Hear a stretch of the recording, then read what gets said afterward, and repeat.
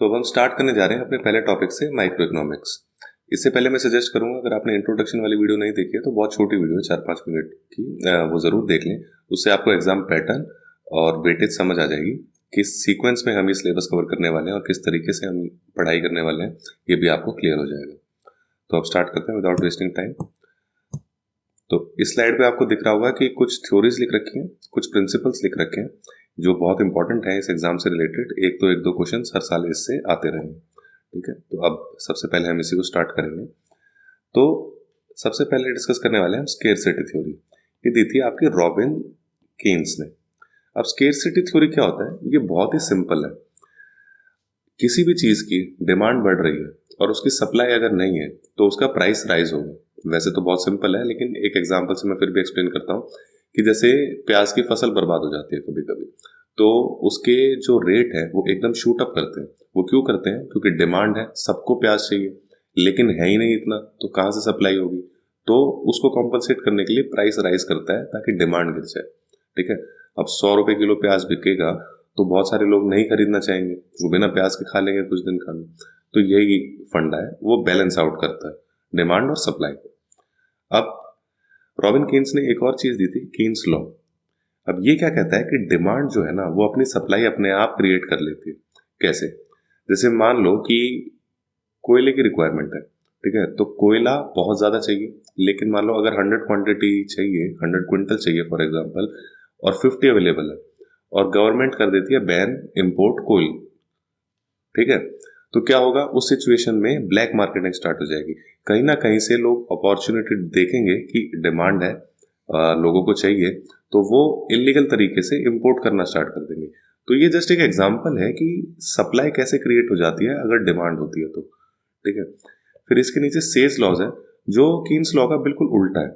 ये कहता है कि सप्लाई जो है ना वो डिमांड ऑटोमेटिकली क्रिएट कर देती है। अब इसका बहुत ही अच्छा एग्जाम्पल है, आपने देखा होगा कि ब्रांडिंग एक चीज है। अब क्या होता है, कुछ बहुत ही प्रीमियम प्रोडक्ट्स होते हैं जो ओवर प्राइस्ड होते हैं, लेकिन उनकी ब्रांडिंग इस तरीके से करी गई है कि उसकी डिमांड क्रिएट होने लग जाती है। तो ये एक फंडा है कि सप्लाई कैसे डिमांड क्रिएट कर सकती है। अब इसके बाद आते हैं परेटो प्रिंसिपल। इसे 80-20 रूल भी कहा जाता है। ऐसा क्यों है? क्योंकि इसका कहना यह है कि जो 80% इफेक्ट होते हैं वो सिर्फ 20% कॉज की वजह से होते हैं। बस सिंपल सा है, ज्यादा डिटेल में हम नहीं घुसेंगे। फिर इसके बाद एक कॉन्सेप्ट है, बहुत इंपॉर्टेंट है, अपॉर्चुनिटी कॉस्ट। वो भी हम थोड़ी देर में डिस्कस करने वाले हैं। ये दिया था आपका गॉटफ्राइड हर्बियर ने, ठीक है। ये हम अच्छे से डिस्कस करेंगे विद एन एग्जाम्पल, तो अभी इसको छोड़ दो। अब आते हैं बैक्स्टर्स लॉ पे। ये क्या है कि monopoly in regulated industry can spread to non regulated industry.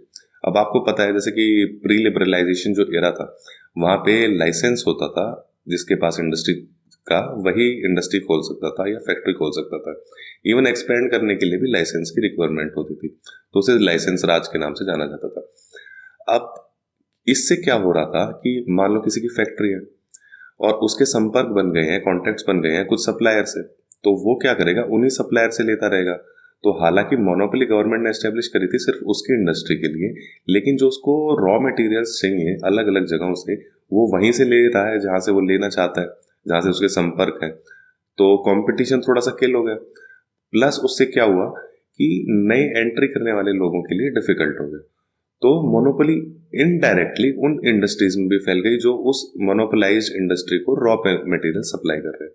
तो यही इसका कहना है कि अगर किसी आप एक इंडस्ट्री को रेगुलेट करते हो तो उसके जो इफेक्ट्स है ना वो बाकी इंडस्ट्रीज में भी फैल जाते हैं। इसके बाद कैम्बेल लॉ है, ये अभी डिस्कस करेंगे। इसमें क्या है? ये कहता है कि कोई भी क्वांटिटेटिव सोशल इंडिकेटर अगर यूज होता है बहुत ज्यादा सोशल डिसीजन मेकिंग में, तो it will be subject to corruption. तो उसके करप्ट होने के चांसेस बने रहते हैं।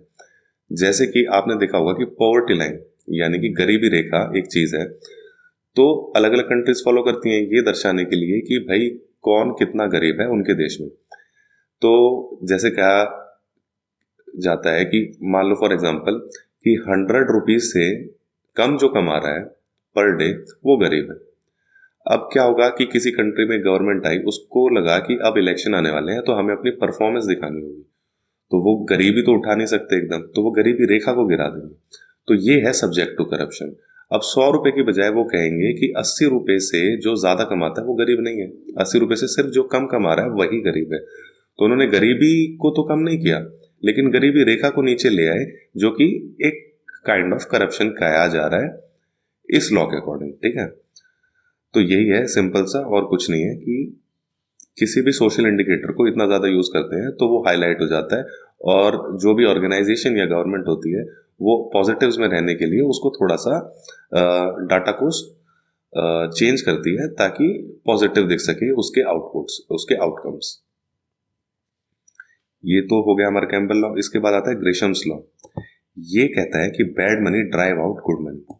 अब ये क्या होता है, जैसे मान लो ब्लैक मार्केटिंग हो रही है और ब्लैक मनी बहुत ज्यादा फैल रहा है, तो ब्लैक मनी क्या होगा कि जो व्हाइट मनी को ड्राइव आउट कर देगा।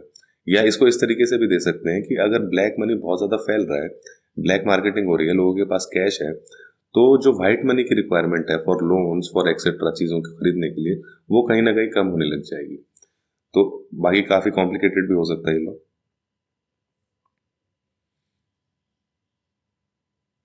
इसके बाद हम आ रहे हैं एंगल्स लॉ पे।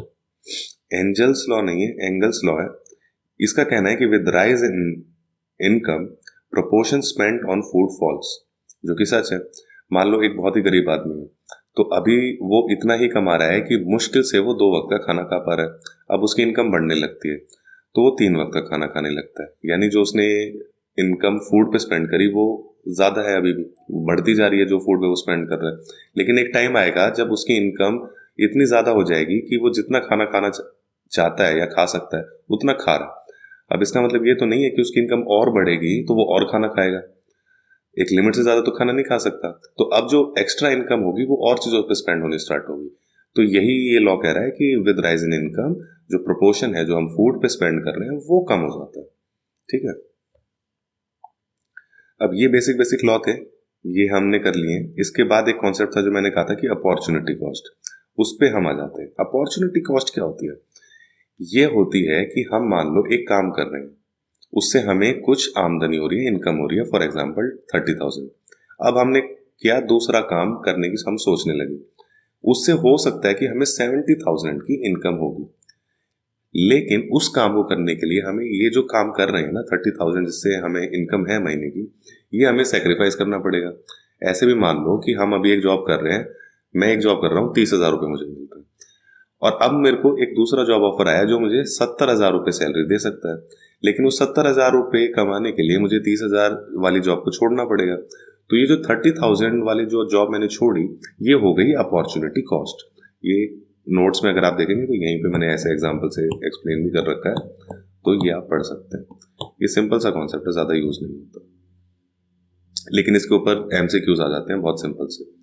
अब एक थोड़ा सा ओवरव्यू ले लेते हैं कि टाइप्स ऑफ इकोनॉमी क्या, कितने टाइप्स की इकोनॉमी होती है आपकी। आप सबने सुना होगा जीएस में पढ़ते हुए कि एक कैपिटलिस्ट इकोनॉमी होती है, मार्केट इकोनॉमी भी बोला जाता है इसको। एक होती है सोशलिस्ट इकोनॉमी, इसमें एक होती है सोशलिस्ट, लेकिन एक और भी होती है इससे सिमिलर, लेकिन ध्यान रखना, कंफ्यूज मत करना, वो होती है कम्युनिस्ट इकोनॉमी।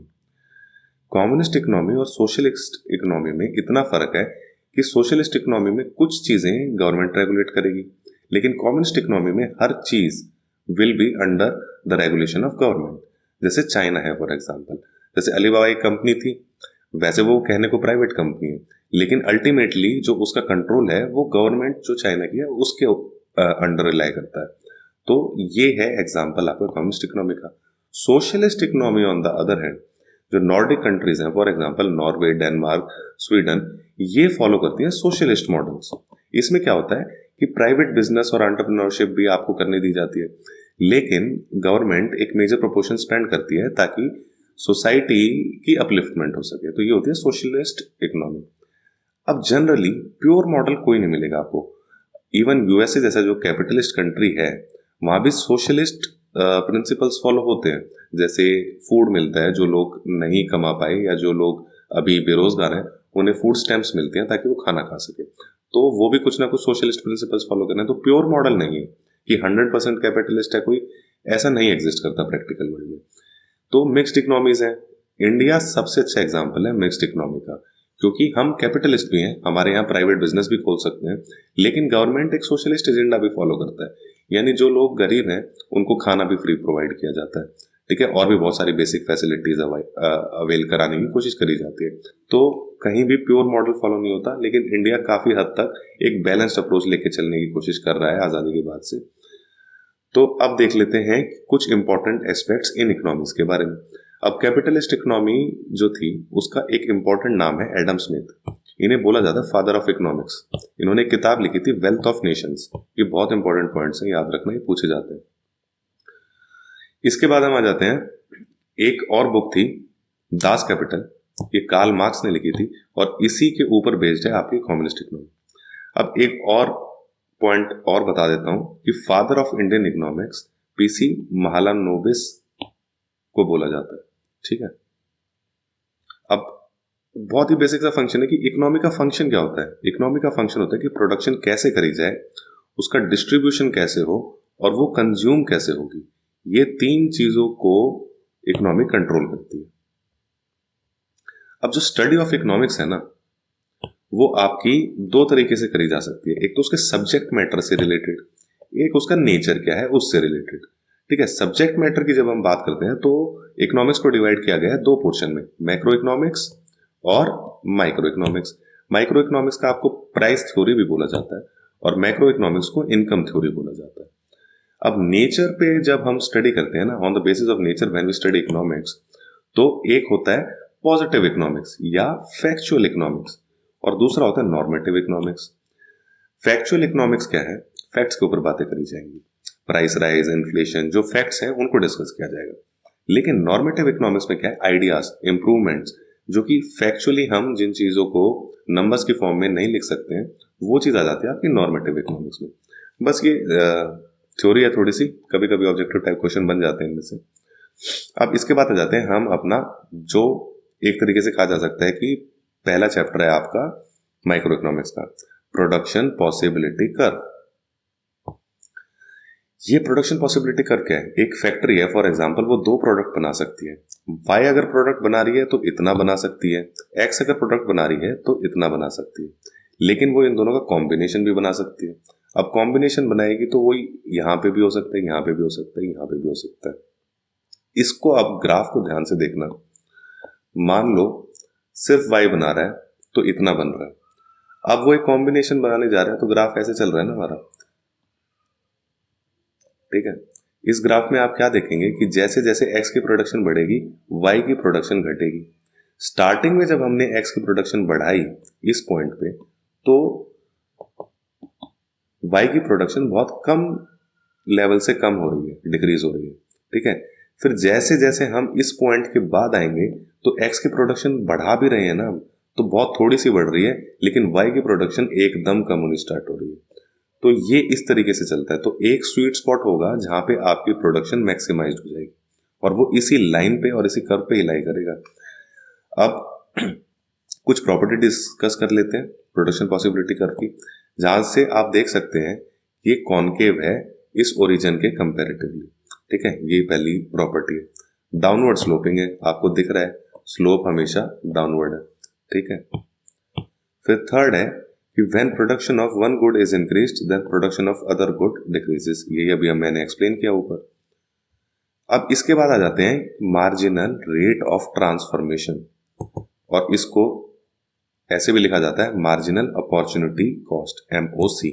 इसका मतलब क्या है, number of unit sacrificed of one product compare to number of unit gained of other product. यानी कि गुड वाई की कितनी यूनिट हमने सेक्रीफाइस करी और कितनी यूनिट हमने एक्स की बनाई, सिंपल सा है, ठीक है। अब एक चीज ध्यान रखना कि MRT होगा रेशो और MOC हमेशा होगा प्योर नंबर, ठीक है। इसको हम एक क्वेश्चन के हेल्प से समझ लेंगे, कोई न्यूमेरिकल भी आएगा ना तो बहुत आसानी से सॉल्व हो जाएगा। तो मैंने क्या कहा कि GY यानी गुड्स Y हमने कितने डिक्रीज करे कि यूनिट X इंक्रीज हो गए, ठीक है। तो ये टेबल आपको दिख रही है। अब 50 से 48 पे आ गई Y की प्रोडक्शन और X की हो गई 1 से 2, तो X की कितनी बढ़ी 1 और Y की कितनी घटी 2। तो मार्जिनल रेट ऑफ ट्रांसफॉर्मेशन के फॉर्मूले के अकॉर्डिंग क्या हुआ, 2 डिवाइडेड बाय 1। अब MRT रेशो में होता है तो 2:1 आंसर आपका।